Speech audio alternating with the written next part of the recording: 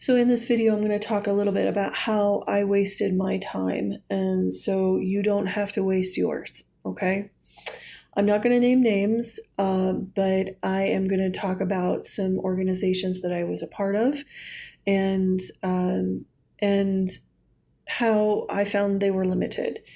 So, my first initiatory school was back in the 1990s, and it is pretty famous. It's called Ordo Templar Orientis, is the lemma. And I went through their program as well as some of the expanded stuff with Golden Dawn. So I did that, and I liked Hermeticism. I liked understand. It gave me a foundation of understanding of Western magic. The problem I had was that there was a disdain in a lot of Hermetic magic towards ancestor work. Not there was active disdain.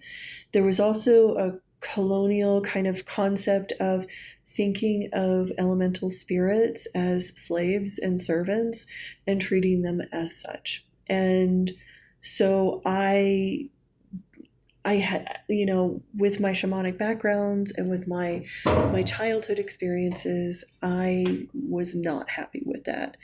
And so I went on a journey to find an initiatory program. I ended up finding one initiatory program with a Druid community, but I found that it was more just learning history. It wasn't actively submitting oneself to magic. And they would only do magic like pretty much like maybe once or twice a month. So it wasn't enough for me.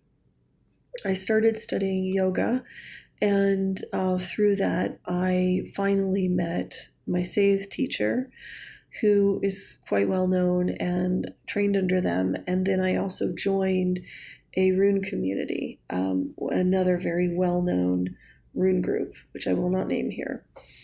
But I was training in Scythe and runes, and this was in, around 2014, 2015.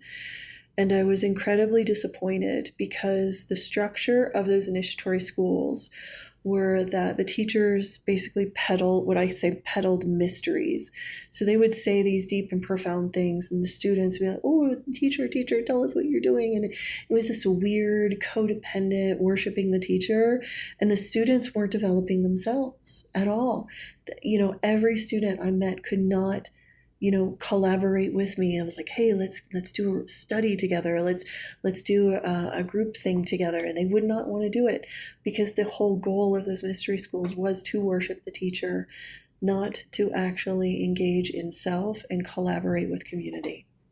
So therein I found I was very frustrated. And I brought this up to my teachers and to the community, and all I got was I got blacklisted. I got talked down to. I was super frustrated. I was also frustrated at the rampant misogyny in these schools, and it was too much. I ended up having to leave, and I was really lucky because at the time I ended up encountering a yoga community in my town, and there was a teacher who studied Kundalini in India and was training us in Kundalini yoga. I had very profound spiritual experiences. It was too much. Unfortunately, I had to learn. I had to learn balance with regards to Kundalini, and I'm going very, very slow now. But what that did was it taught me about the power of daily sadhana. So when I had I had Kundalini burnout in 2017, massive Kundalini burnout. So I decided I was going to take everything I learned from my initiatory schools that I had already participated in, and I was going to combine all of them into a daily sadhana practice for ancestral runes and Scythe in the Germanic system, in the Germanic magical system. And I have been doing that ever since, daily. And it has changed me in such profound ways, and it's also made me realize that a lot of these initiation schools were really destroyed in the last 1,000 years due to the church actively hunting people down. And especially in the West, and we not only have an ancestral blockage due to our witch wounds, which I posted in previous videos if you want to watch those. We have a blockage to initiation due to our witch wounds, but we also have a blockage due to creating initiatory communities due to our witch wounds, because it was a dual fold thing. People were persecuted for being in initiatory schools, and they were persecuted for sharing their magic and for helping others do magic. So this is a very deep psychic wound within any of us who have European ancestry. So that has to be dismembered and healed before we can even call ourselves initiates. And if it isn't, then we end up becoming petty tyrants of our spiritual community. And we create schools around cult of personality where everybody worships the teacher and people are not working on themselves. And so in the last 3 years, I ran 2 initiatory programs, and I'm developing a 1.5 year beginner rune initiatory program. And it's being edited right now. I'm going to get it out by next year. So the thing is, what I noticed in my students is that because I wouldn't let them worship me, they didn't respect me. It took a long time to work through those wounds. They wanted me to be their cult of personality. When I kept forcing them to look within, forcing them to pay attention. Are you doing the rituals? Are you doing the structure? Are you doing your journaling?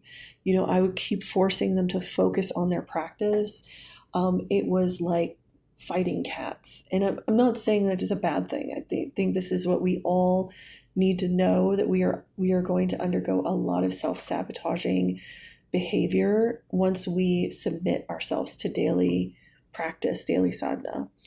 And I unfortunately, what ended up happening is my sadhana fell off when I was teaching. So that's why I took a year off. I have not taught since last year. And I am taking a year to refocus and rededicate myself to my own daily sadhana. And through that, I ended up getting a new evolution of ritual practices that has come from this. So I realized, like, as a teacher, it is my duty, number one, my first devotion is my sadhana, and then help and train when I can and educate when I can. So that's why I'm doing these videos, and that's why I'm going to be writing and getting books out there. But you need to know this, that the majority of people out there are grifting you. And I'm sorry, I know this is hard to say, but if your teacher is not focusing you on a daily practice of increasing your conscious awareness, you are being grifted. And you are worshiping a cult of personality. And if your teacher does not have a daily practice, they are a grifter. They may have gone through something traumatic. And like I said in the previous video, in this picture here, your teacher might have only a field of reference of the red circle there, the red circles there. Because if you only are aware of your trauma archetypes, if you've only done the dismemberment piece, then that's all you are. You are a stump. You are like a tree. You cut down your diseased tree. That's great. But all you have is a stump there. You got to regrow something. And to be a teacher, you need to actively regrow that dismembered tree that you broke down before.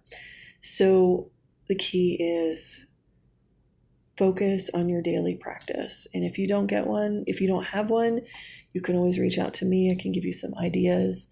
But the key is discipline and practice. That is where it's all at.